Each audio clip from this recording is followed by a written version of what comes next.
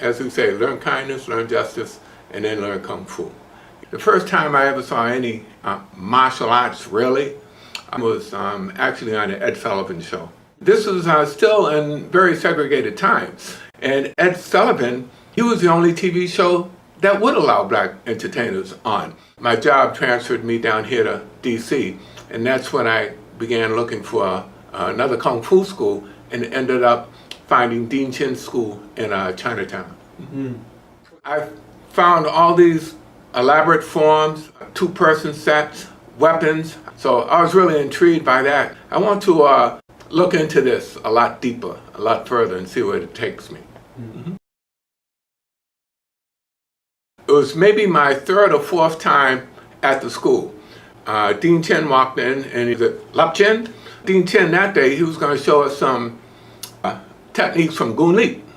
We learned Small Tiger, then we learned Gun Li. He just did a demonstration showing us how to make the crane speak.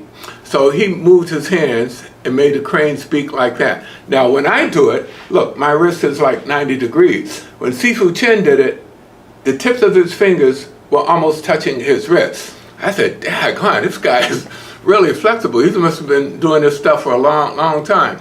I was just impressed with his dexterity, flexibility, and then he went on to teach a really good class. He was one of the most honorable guys I'd ever met.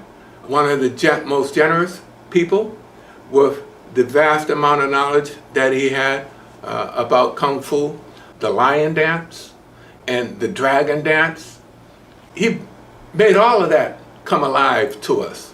When you met him, you'd think, yeah, I'd like to study under this guy because I know I'm going to learn something, and I know I'm going somewhere. And he opened up the doors for us in Asia that we're walking through right now. It was always intense.